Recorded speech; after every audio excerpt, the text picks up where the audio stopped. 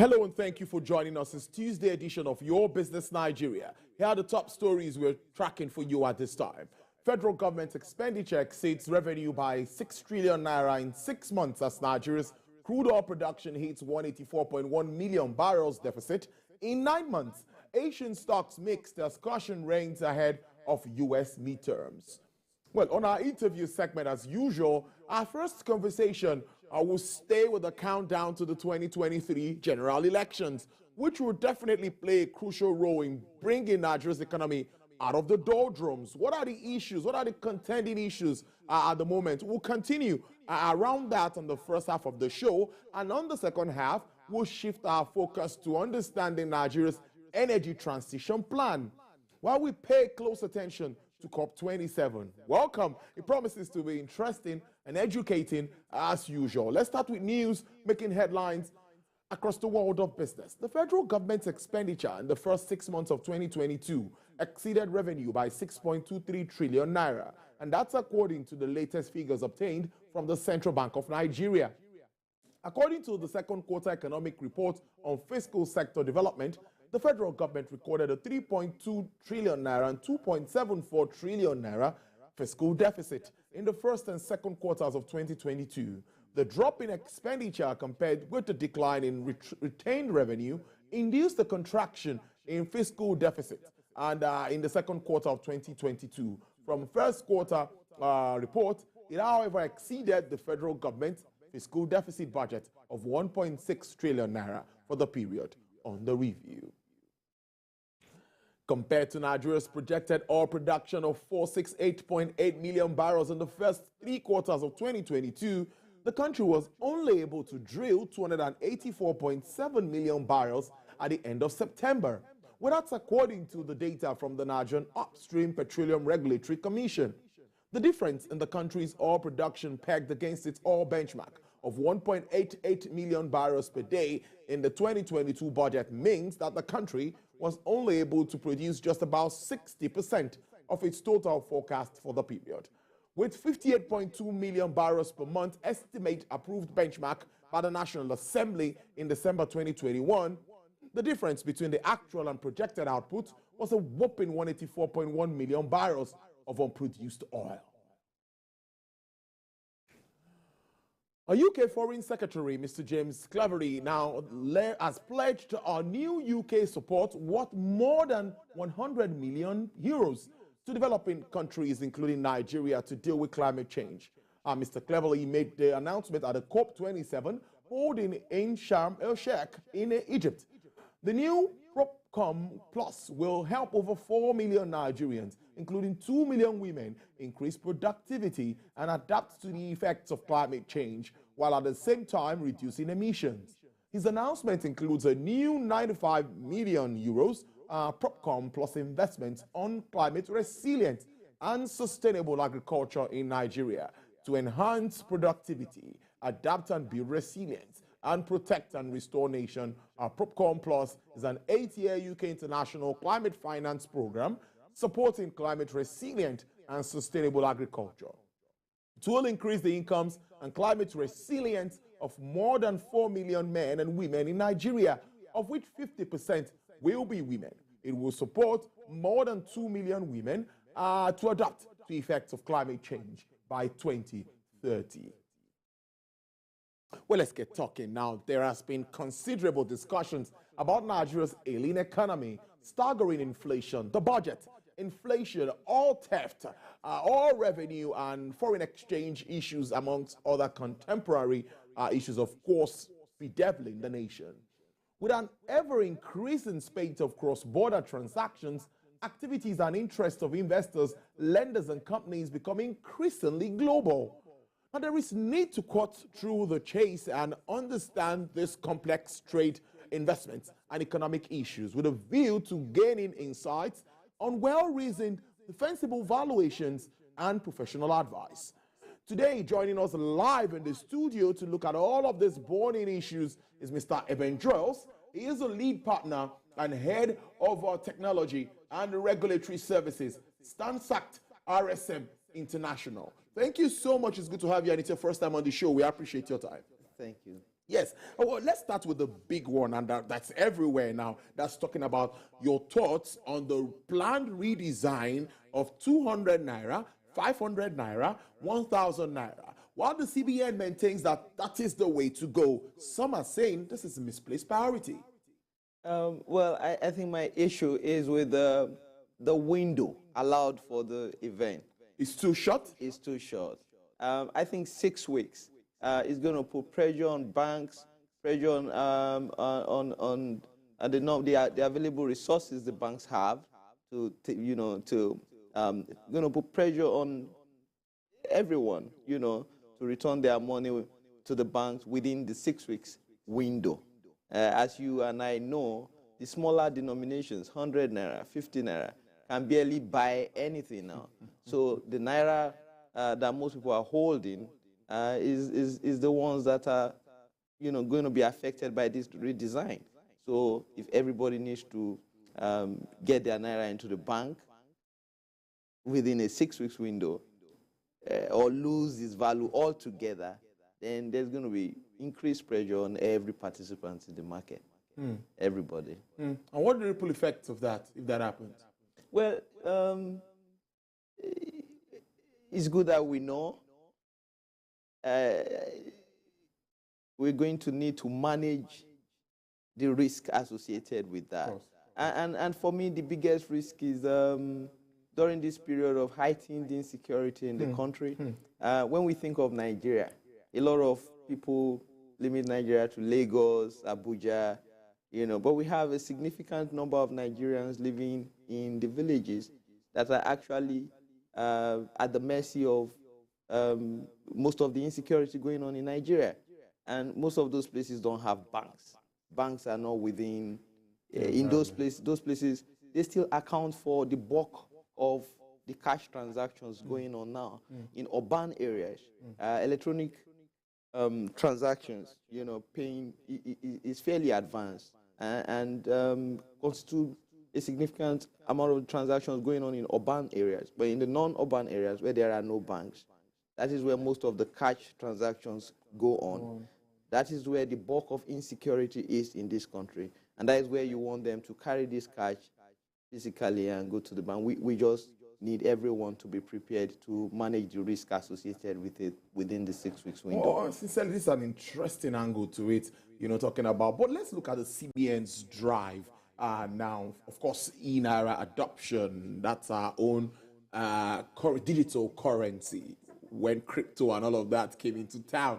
But I want to ask you how you see this translating to helping to, of course, revamp the alien economy. Can that do, and also improve financial inclusion? Sometimes we Nigerians don't give too much credit to some of the things we do in Nigeria. For example, our electronic payment system is way advanced compared to that of many other developed countries. When we started having our Nuban, having, integrating payment across platforms, instant payments to any bank happens, live all the time here. It is not like that in most in most countries, even advanced countries. So I think in our haste to be, again, be at the forefront of the first central bank issued digital currency, the whole world is actually interested in seeing how our e-Naira project fails, or how it fares, whether it fails or whether it succeeds, because they want to learn the lessons from that. Some of the price you pay for being a pioneer, in that kind of environment. But having said that, I think the central bank issued out wrong vibes, because most of the people who deal with digital currency or who are interested in cryptocurrency initially got the vibe that these things were banned by the Central Bank of Nigeria. And these are the most people who do straightforward old Naira transactions do not want to open digital wallets. They don't even know what that is, So if the same people who are used to, you've already scared them from that whole thing by saying that digital currency is banned. It's Then bad, you yeah, release yeah. your own. So it's not digital difficult to currency. convince people to take advantage of your own e-naira. Is that what you're Exactly. saying? So those people are, they, you know, it's like your market. You made them skeptics. You know. So you would have done better than this if you look at the figures the CBN has been reeling out. You know, it's 1 year and they're talking about the transactions. I think about 8 billion naira transaction has been conducted through that e-naira wallet. Yes, but the level of penetration Remains low, right? Remains very low, and I think, like I said, most of the people who operate in that space were scared of that whole e-naira thing because of the initial vibes coming from the central bank that digital currency was banned in Nigeria, all cryptos. You know, so the way we manage that into transition to the e-naira, and then there are other things. The central bank issued digital currency will do that cryptocurrencies will do that a central bank digital currency will not do. Yeah. So let's put it on. Let's keep watching, and the whole world is interested. We have a lot to talk about, so let's move very, very, very quickly as fast as we can. Yeah. Let's look at the budget. I know I've done a lot around the budget, sectorial breakdown and all of that, but how realizable would you say are the revenue expectations in this budget? Some say it looks like a very tall order, considering what we face, crude oil theft and all of that. I think the budget is fairly reasonable because the revenue projections, it has a very big budget deficit that is supposed to be funded by borrowings, and a deficit budget allows room for growth, if you like, you know. So I mean, if they wanted to be overtly optimistic, they could have said, oh, we're going to make XYZ revenue next year, and they don't make it. But they were reasonable by not being overtly overly optimistic, you know. So, but the bigger issue is implementation of budgets in Nigeria. So there are policy statements that you would expect, you know, to accompany such budget estimates or budget pronouncements that should have an effect on especially our small and medium business owners. I give you an example. For example, the United States government is one of the biggest contractors in the world, and by law they set aside a percentage, a reasonable percentage between 10 to 20%, I think, to small businesses. So every contract the U.S. government signs out, by law, the contractor must employ small businesses to execute a minimum of 20 to 25% of that. So that has a ripple effect on the on the economy, because the small businesses are always the biggest employers, the biggest players in any economy.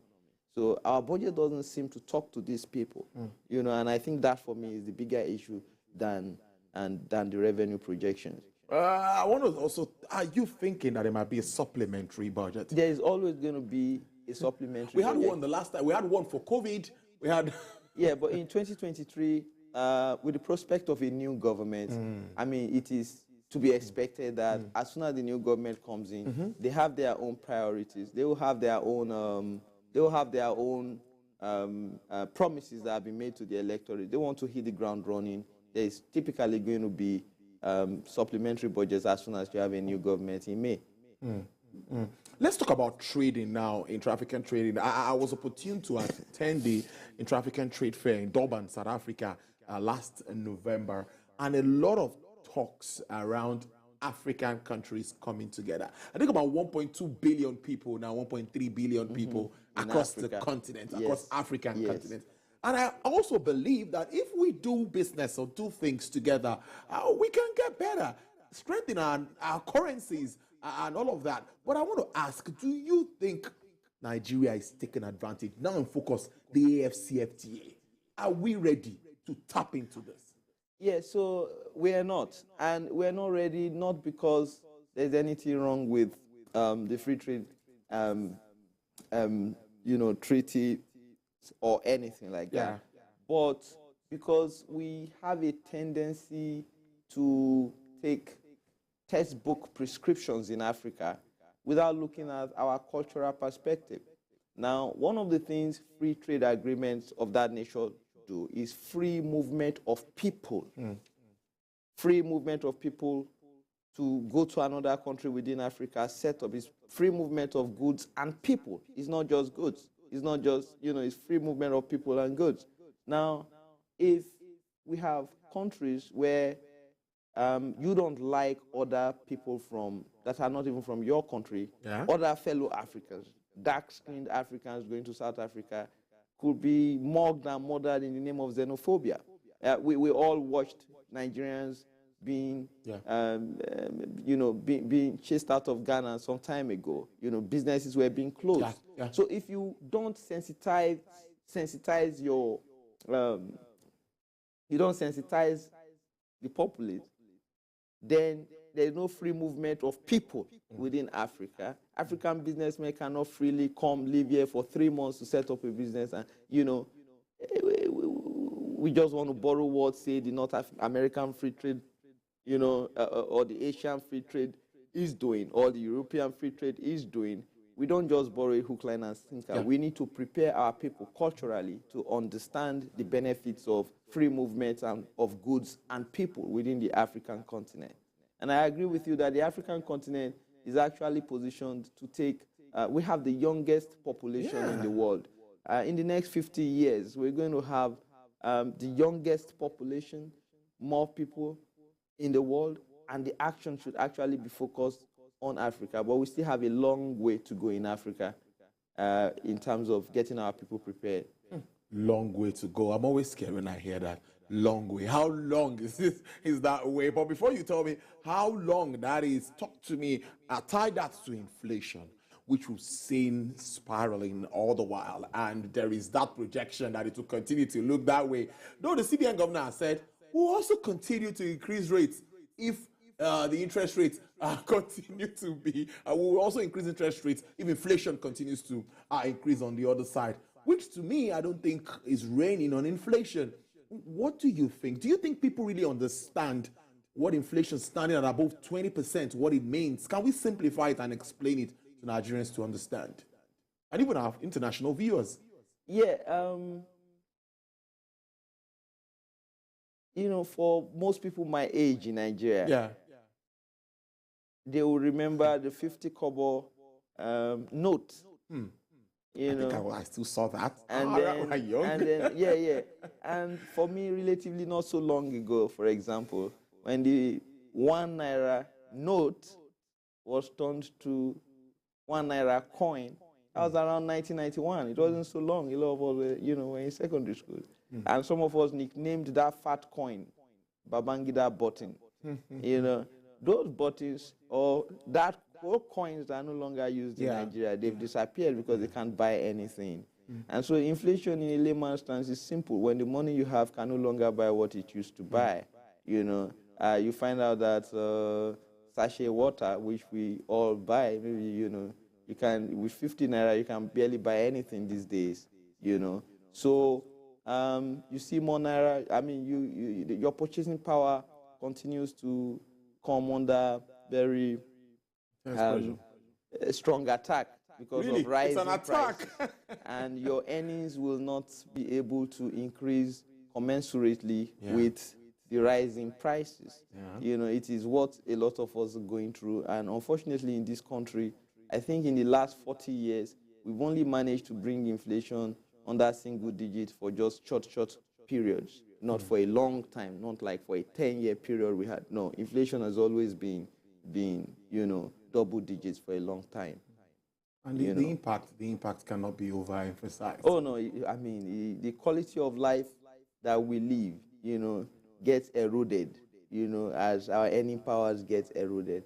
We hope we don't get into hyperinflationary situations where the rate of inflation is so high, much higher than 20%, that you decide that you cannot even do a proper accounting of your profits based on normal rules because of hyperinflation.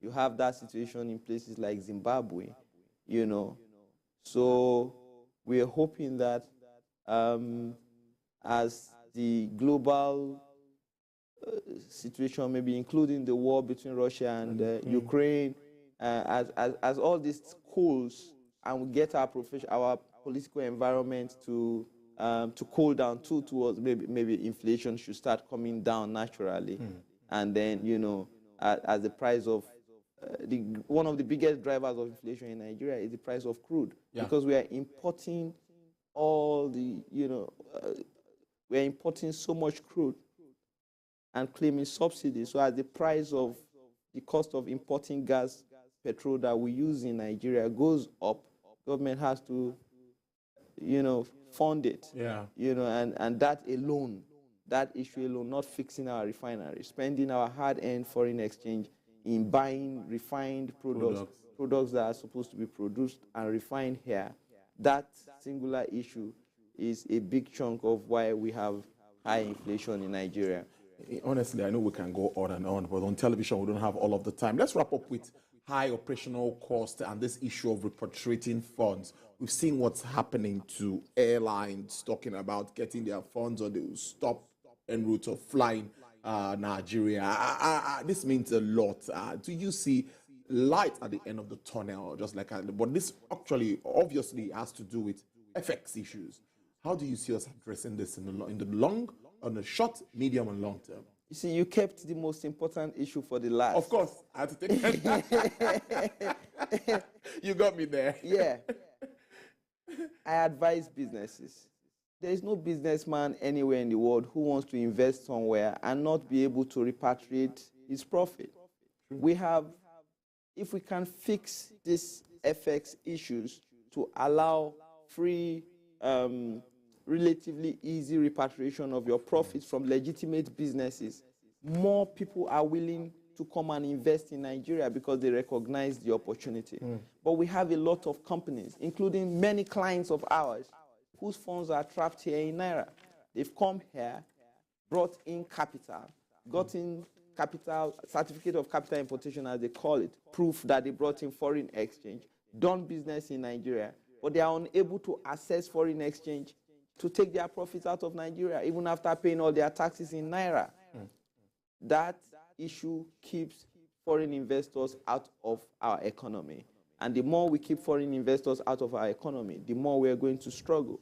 We need to fix that so that we are able to hold ourselves out as allowing free trade within a free trade, free unrestricted repatriation of your profits from legitimate earnings. We need foreign investments in Nigeria, and if we don't fix that forex issues, then we're not going to have foreign investment the way we used to have it.